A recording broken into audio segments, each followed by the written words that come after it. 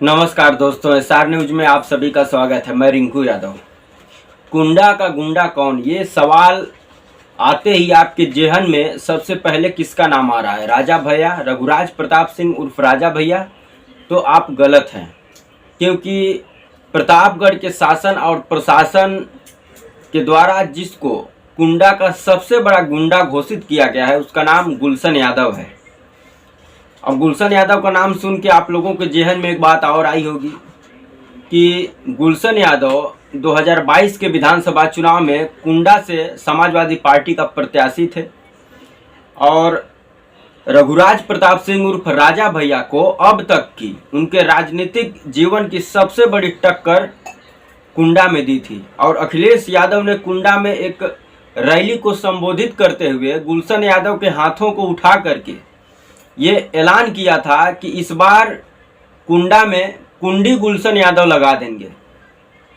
उसके बाद चुनाव होता है। हालांकि चुनाव में गुलशन यादव की हार होती है, लेकिन ये चुनाव जो है कि राजा भैया के राजनीतिक जीवन का सबसे कठिन चुनाव था, जहां पर राजा भैया एक तरफा जीत हासिल कर लेते थे और लगभग 1 लाख वोट, 1.25 लाखों से 50,000 से 80,000 से ऐसे चुनाव वो हर बार जीतते आ रहे थे। लेकिन 2022 के विधानसभा चुनाव में अब तक के सबसे कम मार्जिन से चुनाव जीते और 30,000 से वो चुनाव जीत पाए।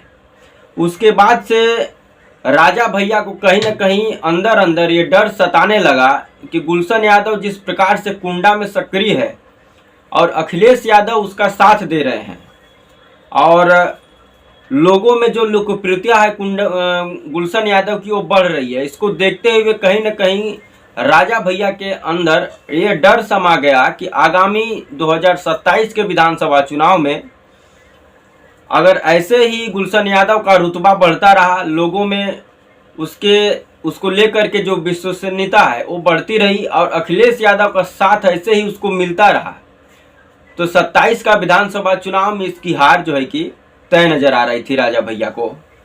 और उसी के लिए जो है कि राजा भैया बीजेपी से अपना संपर्क बढ़ाना शुरू कर देता है, योगी आदित्यनाथ से अपनी नज़दीकी को बढ़ाना शुरू कर देता है और उसका नतीजा ये निकल करके आया है कि गुलशन यादव के खिलाफ प्रतापगढ़ का पुलिस और प्रशासन तेजी से एक्शन लेना शुरू कर देता है। गैंगस्टर एक्ट के तहत गुलशन यादव को गैंग लीडर घोषित किया गया है। उत्तर प्रदेश गिरोहबंद एवं समाज विरोधी क्रियाकलाप निवारण अधिनियम 1986 की धारा 14(1) के अंतर्गत गुलशन के खिलाफ यह कार्रवाई की गई है। आप सोच सकते हैं कि जो व्यक्ति पूरे भारत में प्रचलित है कुंडा के गुंडा के नाम से, रघुराज प्रताप सिंह उर्फ राजा भैया, उसके ऊपर कोई आंच नहीं आती है, लेकिन राजा भैया को चुनौती देने वाला गुलशन यादव को गैंग लीडर घोषित कर दिया जाता है और उसकी 7 करोड़ से ज़्यादा संपत्ति को कुर्क कर लिया जाता है शासन और प्रशासन के द्वारा। बाकायदा ढोल नगाड़ों के साथ उसके आवास पर पहुंचा जाता है और उसके प्लाट की जो है कि जब्ती कर ली जाती है और वहां पर नोटिस चस्पा कर दिया जाता है। उसमें उसकी लग्जरी गाड़ियां होती हैं, कुछ प्लाट होते हैं, आवासीय ज़मीन भी है, ऐसे तमाम जो है कि संपत्ति उसकी कुर्क कर ली जाती है और ये टोटल संपत्ति जो है 7 करोड़ 15,000 रुपये से ज़्यादा की बताई जा रही है। वही गुलशन यादव की जो पत्नी है सीमा यादव, उनका भी जो 112 वर्ग फीट में एक प्लाट है, आलीशान मकान है, उसको भी जब्त कर लिया जाता है। तो दोस्तों, इन सब घटनाक्रमों को देखने के बाद कहीं ना कहीं लोगों के अंदर से जो आवाज़ निकल करके आ रही है, ये वही निकल के आ रही है आवाज़ कि राजा भैया का जिस प्रकार से बीजेपी के साथ नज़दीकी बढ़ी है, योगी आदित्यनाथ से कई बार जा के लखनऊ में मिलना और 2027 का विधानसभा चुनाव नज़दीक आना और गुलशन यादव का कुंडा विधानसभा में सक्रिय होना, अखिलेश यादव की नज़र जो है कि कुंडा विधानसभा पर पढ़ना, इन सब चीज़ों को मिला करके यही निष्कर्ष निकल करके आ रहा है कि ये बदले की राजनीति है। कुंडा में गुलशन यादव को कमज़ोर करने की ये एक सोची समझी चाल है। राजा भैया के ऊपर भी 50 से अधिक मुकदमा दर्ज है। प्रदेश के हर जिले में लगभग लखनऊ हो, कौशाम्बी हो, रायबरेली हो, हर जगह पर उसके खिलाफ जो है कि हत्या की कोशिश, डकैती, छिनैती, हर प्रकार का मामला जो है कि राजा भैया के ऊपर दर्ज है। लेकिन उत्तर प्रदेश पुलिस, उत्तर प्रदेश सरकार कोई कार्रवाई नहीं करती है राजा भैया के खिलाफ।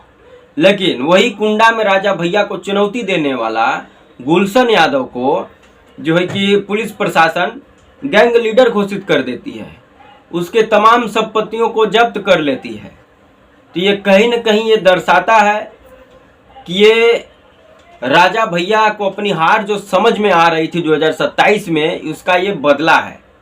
और योगी आदित्यनाथ और उत्तर प्रदेश पुलिस जिस प्रकार से गुलशन यादव को प्रताड़ित कर रही है, उनके साथ अन्याय कर रही है, ये कहीं न कहीं ये दर्शाता है कि ये बदले की कार्रवाई की जा रही है। योगी आदित्यनाथ के स्वजातीय गुंडे जो उत्तर प्रदेश में आज भी खुलेआम घूम रहे हैं, उसमें रघुराज प्रताप सिंह उर्फ राजा भैया का भी नाम आता है, जिसके ऊपर 50 से अधिक मुकदमे दर्ज हैं। जौनपुर में धनंजय सिंह, जिसके ऊपर 80 से भी ज़्यादा मुकदमा दर्ज है। चंदौली का विनीत सिंह, जिसके ऊपर भी 50 से अधिक मुकदमे दर्ज हैं। और अभी हाल ही में चंदौली में एक मुटुन यादव जो कि धानापुर में उसकी हत्या करा दी गई, उसमें भी विनीत सिंह का नाम आ रहा है। उसको लेकर के भी कल अखिलेश यादव ने अपने सोशल मीडिया अकाउंट से एक पोस्ट डाली थी। ब्रजेश सिंह जो चंदौली का, उसके ऊपर भी लगभग 80 से भी अधिक मुकदमे दर्ज हैं। इन लोगों के खिलाफ कोई कार्रवाई नहीं हो रही है, कोई कुर्की और जब्ती की कार्रवाई नहीं हो रही है, कोई ढोल नगाड़ा के साथ उनके घरों पर नोटिस चस्पा करने कोई प्रशासन के लोग नहीं जा रहा है, क्योंकि ये योगी आदित्यनाथ के स्वजाति गुंडे हैं। इनको खुली छूट दी गई है उत्तर प्रदेश में घूमने की, अन्याय और अत्याचार करने की। लेकिन यदि वही कोई यादव समाज का व्यक्ति है जो राजनीतिक तौर पर चुनौती दे रहा है योगी आदित्यनाथ के स्वजातीय गुंडों को, तो उसके ऊपर जो है कि कार्रवाई की जाएगी, उसको जेल भेजा जाएगा, उसके संपत्ति की कुर्की की जाएगी, बाकायदा ढोल नगाड़े के साथ नोटिस चस्पा किया जाएगा। ये तमाम कार्रवाई की जाएगी उत्तर प्रदेश में। उसको गैंग लीडर घोषित कर दिया जाएगा, उसको उत्तर प्रदेश का सबसे बड़ा गुंडा घोषित कर दिया जाएगा। लेकिन बाबा के स्वजातीय गुंडों को उसी उत्तर प्रदेश में पूरी तरीके से छूट मिली हुई है, कोई कार्रवाई नहीं होगी। धनंजय सिंह के खिलाफ कोई कार्रवाई नहीं होगी। कितना सारा मुकदमा दर्ज है, राजा भैया के खिलाफ कितने सारे मुकदमे दर्ज हैं, लेकिन कोई कार्रवाई नहीं हो रही है उसी कुंडा में। लेकिन उसी कुंडा में गुलशन यादव के खिलाफ कार्रवाई हो रही है। चंदौली में विनीत सिंह, ब्रजेश सिंह, इन लोगों के खिलाफ कोई कार्रवाई नहीं हो रही है, क्योंकि ये लोग कहीं न कहीं बीजेपी के बड़े बड़े नेताओं से इनकी सांठ-गांठ है। बीजेपी को ये लोग सपोर्ट करते हैं, इसलिए इनके ऊपर कोई कार्रवाई नहीं होगी। तो दोस्तों, उत्तर प्रदेश में जिस प्रकार से योगी आदित्यनाथ पिछले कुछ महीनों से निष्क्रिय हो गए हैं, कोई प्रभाव अब उनका उत्तर प्रदेश के ना अधिकारियों के ऊपर है, ना उत्तर प्रदेश सरकार में है। अब वो केवल कठपुतली बन के रह गए हैं, जैसा कि आरोप अखिलेश यादव हर प्रेस कॉन्फ्रेंस में अपने लगाते हैं कि बाबा तो अब केवल कठपुतली बन के रह गए हैं। शासन प्रशासन का जो भी कार्रवाई है उत्तर प्रदेश को अब दिल्ली से जो है कि ऑपरेट किया जा रहा है। ये आरोप हर प्रेस कॉन्फ्रेंस में जो है कि अखिलेश यादव लगाते हैं। और उनका तो ये भी कहना है कि अब बाबा की जो है कि विदाई का बेला हो गया है। तो कहीं न कहीं ये सब चीज़ें दर्शा रही है कि उत्तर प्रदेश में अब कानून का राज जो है कि अब ख़त्म हो चुका है। वहाँ पर अन्याय राज अब कायम हो चुका है, जंगल राज अब कायम हो चुका है। जिस प्रकार से वहाँ पर हत्या, बलात्कार, छिनैती, डकैती, दिन दहाड़े गोली मार देना, ये तमाम घटनाओं को अंजाम दिया जा रहा है। और उन अपराधियों का यदि आप जाति देखेंगे तो कहीं न कहीं 80% और ठाकुर योगी आदित्यनाथ के जात से मैच खाती होंगी।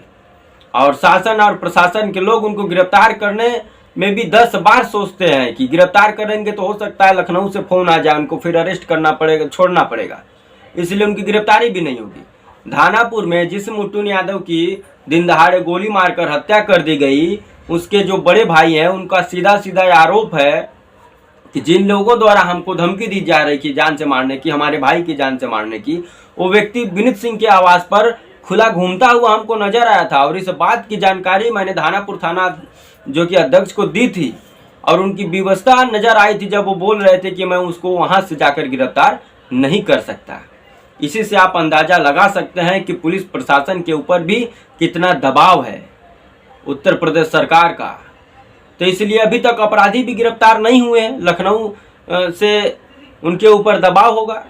चंदौली में भी जो हत्या हुई है मुट्टू यादव की, उन अपराधियों की अभी तक गिरफ्तारी नहीं हो सकी है।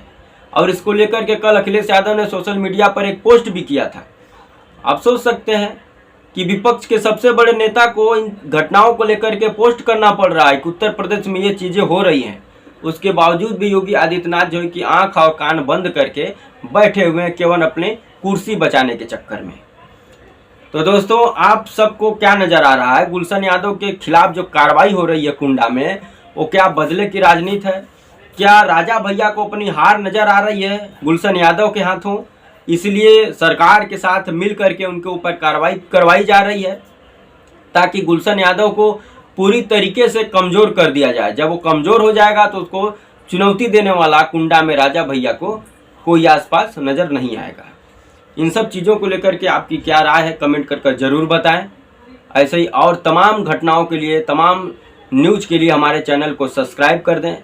वीडियो अच्छा लगे तो लाइक कर दें और शेयर करना ना भूलें। जय हिंद, वंदे मातरम।